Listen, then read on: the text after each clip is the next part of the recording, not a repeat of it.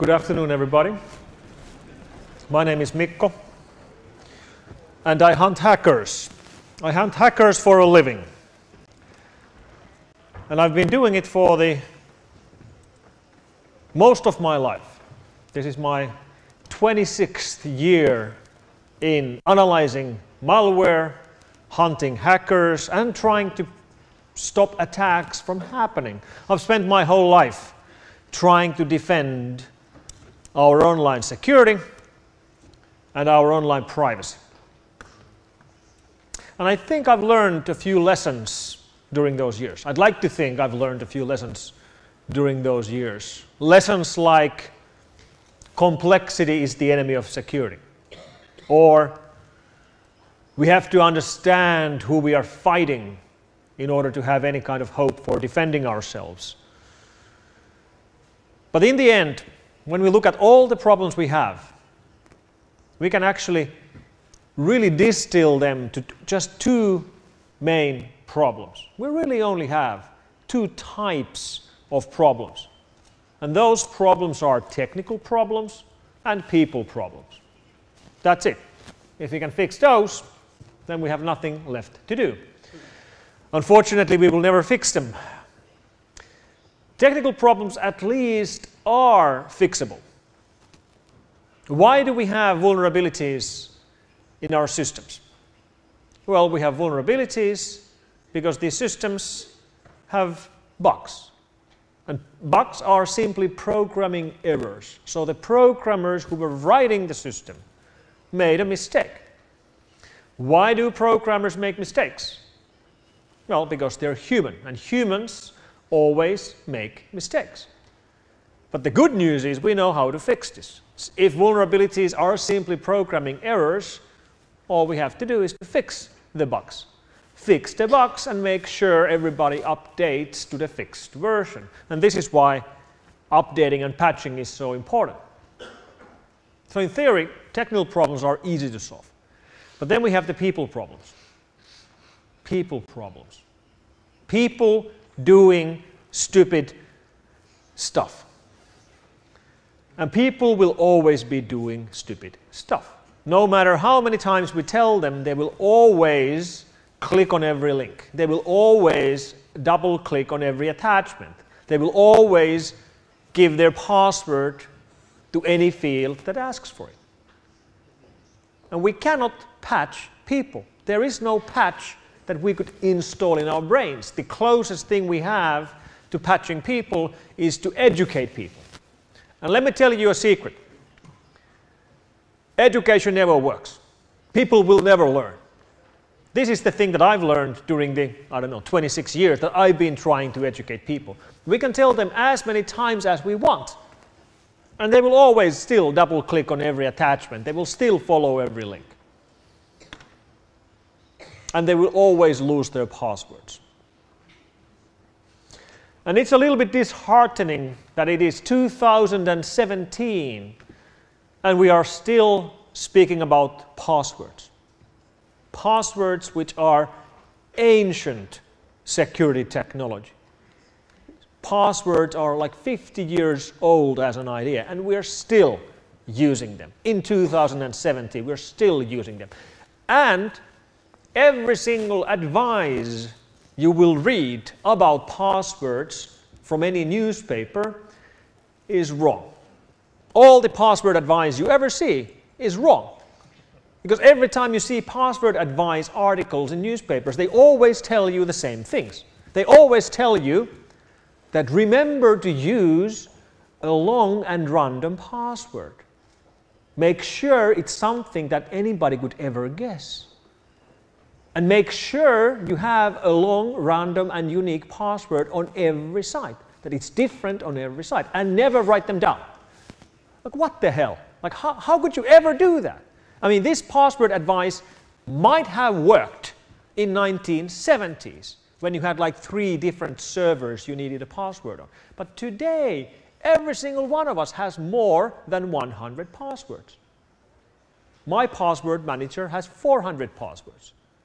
Of course I couldn't remember them. Of course, the only way for me to remember them would be that they are easily memorizable, which means they're easily guessable, or I would use the same password on every site, or I would write them down. So I choose to write them down. But I don't write them down on a post-it. I write them down in a password manager, which keeps them encrypted. And we had a very good lesson about password security last summer when the LinkedIn breach became public. And I'm guessing that this breach affected most of us. I think most of us in the room were victims of this breach because there was 120 million victims of this breach.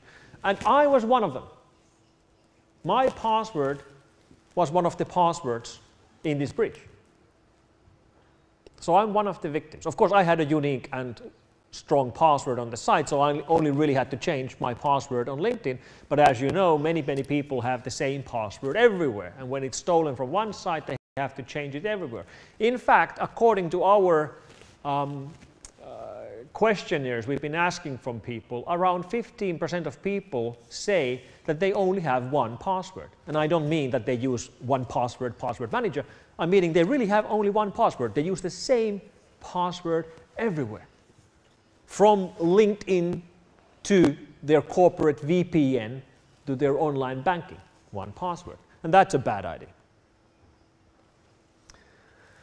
So I was one of the victims of the LinkedIn breach. Which means the next question is, who did this? Who hacked LinkedIn? Well, he hacked LinkedIn. This guy. His name is Yevgeny Nikulin. He's from Moscow. He's 29 years old. He hasn't been convicted on this yet, but he has been arrested for this breach and a couple of other breaches. And when Yevgeny hacked LinkedIn, what he was doing with the database was that he was selling it to other hackers and making money that way. And he did it for 4 years, because this hack happened in 2012 and it only became public last summer. And when it became public, we saw all the passwords and we saw all the victims. I was one of the victims. He was one of the victims. Mark Zuckerberg, his email address is in this breach. Which means we now know what was Mark Zuckerberg's LinkedIn password. And his password was da da da. And he used the same password everywhere. And obviously he's a smart, I mean we all know he's a smart guy, right? He's a genius, right? Yet he was using the same password everywhere, almost everywhere. He didn't have the same password on Facebook. He had something else on Facebook. Maybe da da da da. I don't know. I haven't tried. Don't try. It's illegal. But it's a good example. I mean, even smart people make these mistakes. So, if Yevgeny was selling this database to other hackers, how were they making money with this? How do you make money with LinkedIn passwords? Well, one thing we know they were doing was that they were taking this dump and searching it for webmail passwords, like Gmail passwords. I mean, Gmail accounts. They have the email addresses of the victims, so they were searching for Gmail accounts, and then they would try the same password to log into Gmail. Now, 120 million victims. Let's estimate that, I don't know, 10% of those had a Gmail email address. So that's 12 million Gmail accounts. Let's estimate that, I don't know, 10% of those had the same password on LinkedIn and Gmail. So that would gain access to 1 to 2 million Gmail accounts. All right, how do you convert that into money? Well, what they do is that they search your Gmail history for old emails, because Gmail never deletes emails. So if you have an email from 8 years ago, it's still there and they can still find it. And they're searching for particular type of emails. They're searching for those emails that you receive when you create an account in an online store. You know these emails. You get an email from the store when you register that, welcome to our store, you now have an account. So they're searching for those, because then they know that this Gmail address has an account in that store. And then, of course, they go and try to log in there with the same password. And for many users, the same password will work. But even if the password doesn't work, it doesn't matter.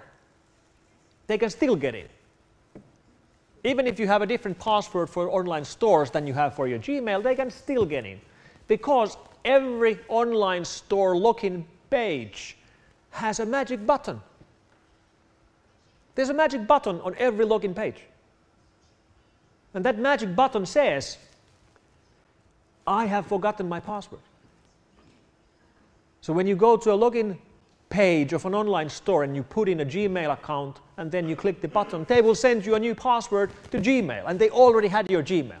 So these webmail systems have become a single sign-on system. If you break that, you get in everywhere. And then once they're in your online store accounts, now they can start ordering stuff like iPads and laptops, and you will pay for them. And they will order them as gift shipments, so they're shipped somewhere else. They're not shipped to you, of course. So how much money did Yevgeny make by selling this database? How profitable is this? Well, I don't know. I don't know how much money he made. But while researching this case, I did find Yevgeny's social media accounts, including videos from YouTube and his Instagram. And when we look, for example, YouTube videos, we'll see Yevgeny speaking about his hobby. And his hobby is sports cars. So he has a Lamborghini Huracan and an Audi R8. This is shot in Moscow. And according to his Instagram, according to his Lambo and his R8, he also has a Mercedes-Benz, an Aston Martin, a Porsche, and a Rolex, and a goddamn Rolls-Royce. So what was the question? How much money did he make? I don't know, but he made enough. Now, of course, he's not enjoying his Rolls-Royce anymore because right now he's under arrest. But these are the kinds of cases that we investigate when we look at online crime. And one interesting thing which has happened in our researches regarding online crime is that it's actually easier for us to see how much money they're making. And this is because of Bitcoin. Bitcoin is best known for the ransomware attacks that we see all the time. This is the CTP locker ransom Trojan, which locks your system, encrypts your files, and asks you for 1.5 Bitcoins, which is a little over 1,000 euros now. But not all of the ransom attacks which are asking ransom in Bitcoin are ransom Trojans like this. In fact, the biggest growth right now is not in ransom Trojans, it's actually in targeted hackings of online databases, especially MongoDB. And MongoDB is a very popular open database which is typically used to run the back end for a web service. And now there are hackers out there which are scanning the whole internet to find exposed MongoDB databases. Those where they are using default passwords or no password. Then they log into the database and delete it. Well, they take a copy and then they delete the database. And they leave one entry in the database, which is a message to the admins. And the amount of money they're asking here varies greatly. It varies based on the victim. But since they're asking it in Bitcoin, and they're actually giving the victim a Bitcoin wallet address where to send the money, well, Bitcoin is based on blockchain, and blockchain is a public ledger of transactions, which means it's public, which means we can go and see how many victims have paid the ransom. There's actually 3 different gangs targeting MongoDBs right now, and they have different wallets. But this is the most active wallet I could find. It had 111 transactions, most of which are money being sent to the criminals. So at least 100 victims here have paid. And the amount of hacked databases that we know of is close to 40,000. 40,000 hacked databases which have been encrypted or deleted and which are used to extract money from the companies. Another interesting development with ransom attacks is this new ransom Trojan we found last month, which is called Popcorn. It targets corporate laptops, encrypts them, encrypts the network they are connected to. So if it's in your organization, one user can encrypt gigabytes of data in your network. And then it asks for ransom. It asks for 2 bitcoins, which is quite a lot of money. Now, some of the victims are companies. They have the money to pay this. But some of the victims are home users. And if the ransom is around 1,500 euros, many people don't have 1,500 euros to pay. So they offer you an alternative option of getting your files back. If you don't have the money, they will decrypt your files for free. They will decrypt your files for free if you infect 2 other people. And this is brilliant. It's hard to be angry at these guys when they are so creative. Like, think about this. This is like a pyramid scam combined with the ransom Trojan, or a chain letter combined with the ransom Trojan. You have to infect 2 other people and they have to pay the ransom. But if they do that, then you will get your files back for free. And this actually works. They will decrypt your files for free if you infect 2 other persons. So you can sort of see how this spreads. Like, you have the victim, he will infect 2 people. They don't have the money to pay, so they will infect 2 people. And they don't have the money to pay, so they will infect 2 people. And we end up with exponential growth. Brilliant idea.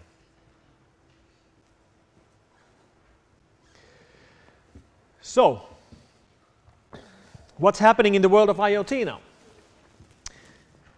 Well, one thing we are expecting is that ransom Trojans will enter the world of IoT as well.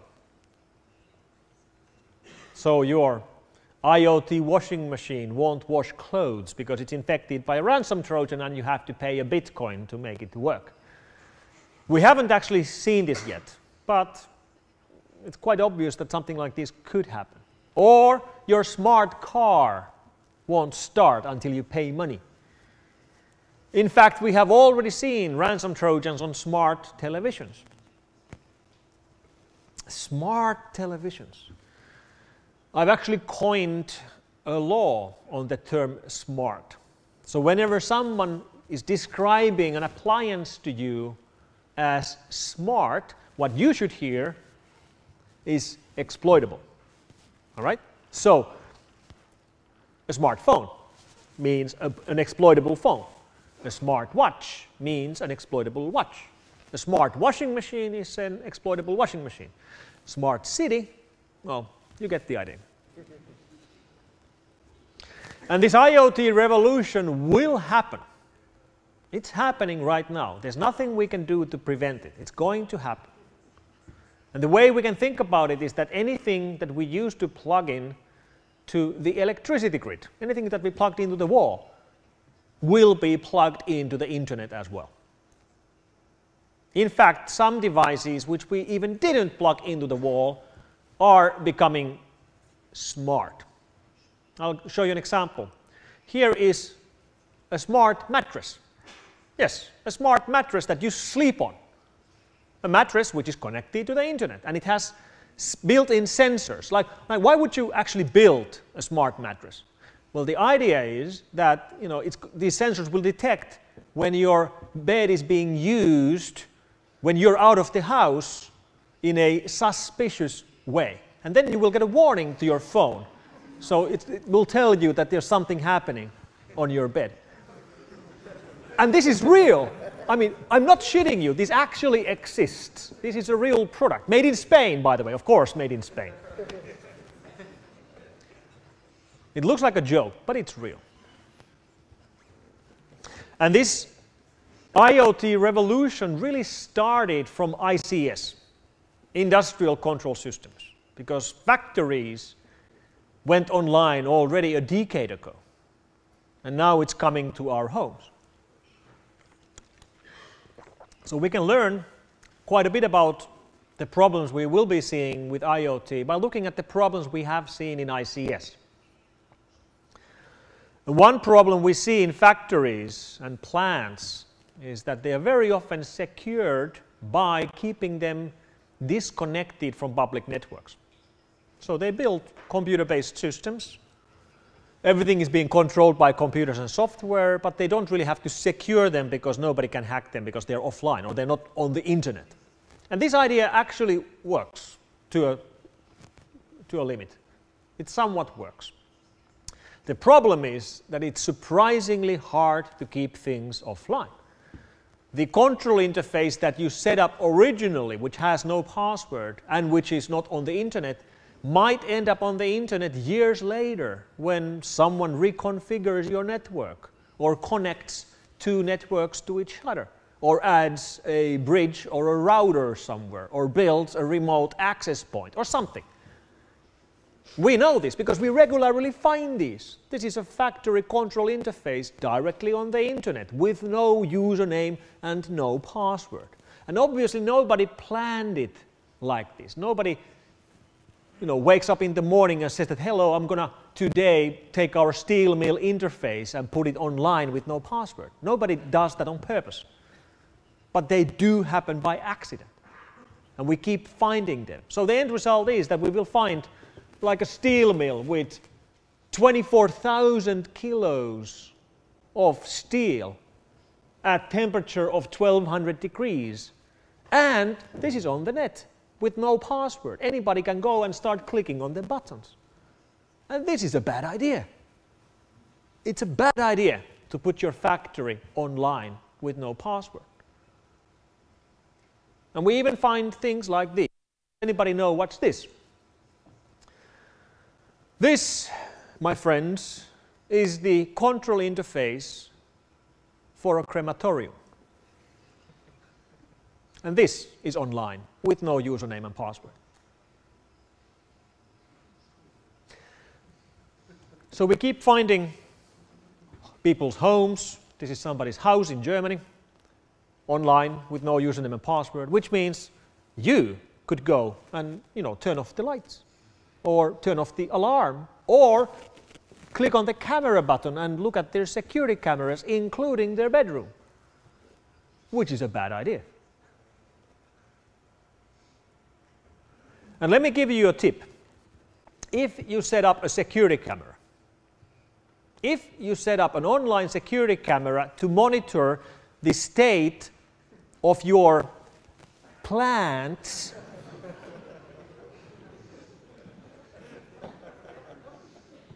put a password on it. That's a free tip. Now, if you are interested in things like these, I recommend you follow a friend of mine on Twitter, Dan Tentler, known as Viss, V-I-S-S on Twitter, regularly scans the net and keeps finding surprising stuff connected to the internet. It's a good account to follow. So what's the problem then? Obviously, if somebody can look at your security cameras, that's a problem. But what are there security problems here? Well, there are security problems here as well, because in many cases these IoT devices end up being the weakest link in our network. So we regularly find cases where IoT devices are actually the way in. It's the way in through which the attackers gain access to the internal network. They couldn't get in through the firewall. They couldn't get in through the router. They couldn't get in through the Wi-Fi. They got in through the smart light bulb. And this is the problem. And this is not just a problem for attackers who can gain access to our homes. It's also a problem for our offices. Why? Because our employees are carrying IoT appliances to the workplace. So your employees might be carrying an IoT coffee machine to the workplace and then plugging it into the corporate Wi-Fi. And your IT department doesn't even know it's there. And now it is the weakest link in your corporate network. Last year, we found a vulnerability from a IoT water boiler, which was actually leaking the Wi-Fi password for the Wi-Fi it was connected to. So if it's your corporate Wi-Fi, it's going to leak your corporate Wi-Fi password. And then we have cars. Cars and car hacking. And the risks we think about when we think about car hacking are typically the kinds of risks that evil hackers will hack our cars and then they will kill us. And that's not going to happen. Hackers are not interested in killing people. It's also illegal to kill people. I checked this. We should be much more worried about attacks where the attackers somehow benefit from the attacks. So what will car hacking look like?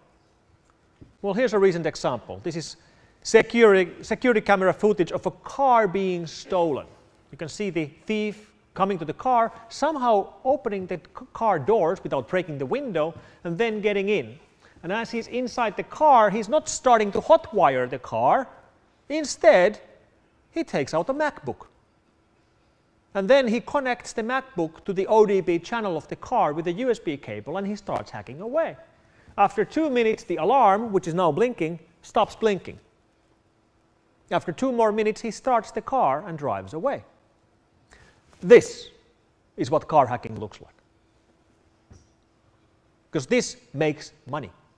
And money is a great motive. Car thieves and car theft is already a big problem. If they could steal the car without breaking windows or hotwiring the car, of course they would rather do that.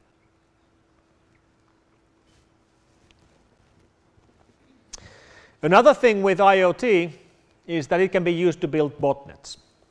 In October, we saw the biggest denial of service attack on the history of the internet. Attack which was launched from the Mirai botnet, originally developed by a hacker known as Anna Senpai. And this attack network consisted of 120,000 devices. And none of those devices were computers. They were all IoT devices like DVR recorders or security cameras or heat pumps, stuff like that. How did Mirai get onto those devices? Was there a vulnerability on these devices? No, there wasn't. Mirai simply scans IP ranges, and whenever it finds an IoT device, it tries logging into the IoT device with the default admin username and the default admin password. So it tries things like admin or root default or support, or it tries my favorite, motherfucker. And that's it. I wonder if they actually translated the motherfucker part.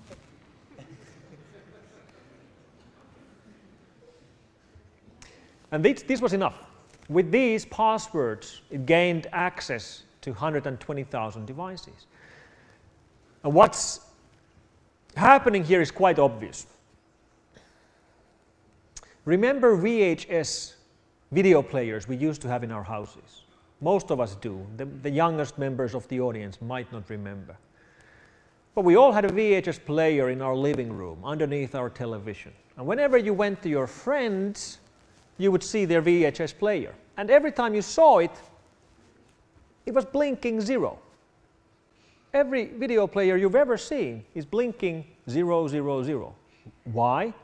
Because that's the time. It's supposed to display the current time. But when power goes off, it forgets the time, and now it's blinking 0, 0, 0, and nobody knows how to set the time.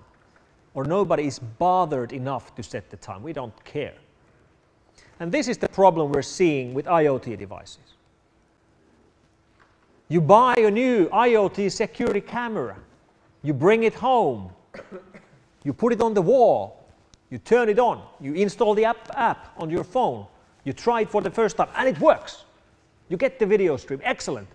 Now don't touch it, don't do anything else, you might break it. That's what people do, which means they leave the default password on the device. This is the equivalent of the VHS videos blinking 0 in 1980s. We don't configure our devices, and it's not mandatory to configure our devices. And by the way, the protocol Mirai is using to try these passwords is not SSH, and it's not HTTPS. It's using Telnet. I know, it's very sad. But our brand new IoT devices, many of them are using Telnet for admin connections. Telnet, which we stopped using in our computers in the 1990s because it was so damn insecure. Telnet doesn't encrypt any of the communication, including it doesn't encrypt your password. So if you're telnetting somewhere over a Wi-Fi, everyone in the same Wi-Fi can grab your password from the air.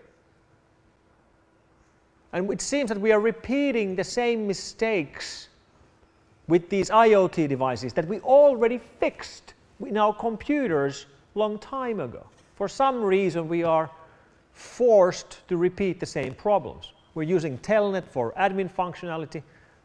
These IoT devices are almost always running Linux, and when you look at the kernel version, it's like 3 versions old kernel, and there's no way to update it. And this is another problem we solved in our computers with auto updates. So we're going backwards with security of our IoT devices.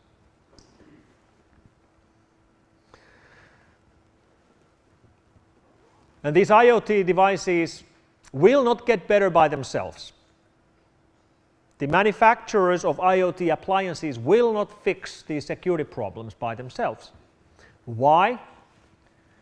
Because security is not a selling point for home appliances.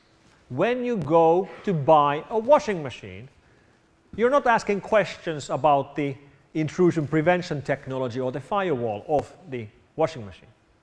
The most important selling point for washing machines is price. Price is the most important thing. The second most important thing is like, how much clothes can it wash. The third most important selling point is the color of the appliance. Cybersecurity never even enters the discussion. And this means that the vendors who build these devices cannot afford to invest money into security. Because price is so important. They have to be as cheap as possible. And nobody's asking for security, so why would they invest money there? We're setting ourselves up for failure. And the only way I can see to fix this is, unfortunately, regulation. Because I don't really like regulation. But we already regulate safety of our home appliances. Maybe we should regulate the security of our home appliances as well. Because if you buy a washing machine, you can be pretty sure that it's not going to have a short circuit and catch fire. And you can be pretty certain that it's not going to give you an electric shock. Because we regulate that. But it will leak your Wi-Fi password. Even more importantly, if your washing machine has a short circuit and it catches fire and it burns down your house, the appliance manufacturer is liable for the damage. But when the very same washing machine leaks your Wi-Fi password and every computer in your home is encrypted by a ransom Trojan, somehow the vendor is now not liable. And this is what we should change. We should make IoT appliance manufacturers liable not just for the safety problems of their appliances, but also for the security problems of their appliances. Otherwise, this problem will not fix itself. Now, you could even claim that the Internet of Things is now becoming a clear and present danger for the whole Internet, which is pretty sad.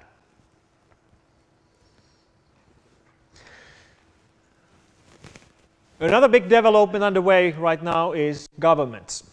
Governments hacking. Governments writing malware. The headlines for the past 3 months have all been about this pair. And of course, their friend.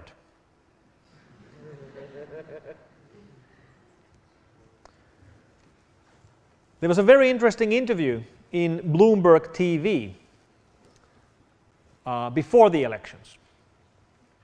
During that interview, President Putin was asked the key question. He was asked, Mr. Putin, who hacked the Democrats? And he answers. He answers, is that really important? Does it even matter who hacked it? The important thing is the content of the emails. There is no need to distract the public about who did it. There is no need to distract the public about who did it. We shouldn't be looking at who hacked the Democrats. We should look at the leaked emails, which is a very telling comment from Putin. And I am old enough to remember the time when it was hackers who were causing havoc and releasing private information. And now, today, it seems to be governments causing havoc and releasing private information. It sure is strange. But this is the world where we live in. So is this cyber war? No, it's not. No, this is not cyber war. Why? Because Russia and United States are not at war. How could some attack be a part of a war if there is no war? Most of the governmental attacks that we see are about espionage. Almost all of the governmental attacks that we have investigated over the last 15 years have been about stealing information. And espionage is not war either. Espionage is espionage. So are there any attacks that we have seen which we should categorize as cyber war? The answer is yes. Yes, there have been attacks that I think are examples of cyber war attacks. For example, late last year, there were attacks targeting the smartphones of Ukrainian artillerymen. Attacks coming from Russia. And as these soldiers had their phones infected by a piece of Russian malware, that malware was used to geolocate where they were, after which the Russian soldiers from the Russian side were shooting artillery to those locations, killing these soldiers. And if we don't call that cyber war, I don't really know what we should call cyber war. When soldiers get killed in a war because their phones were hacked, that's cyber war.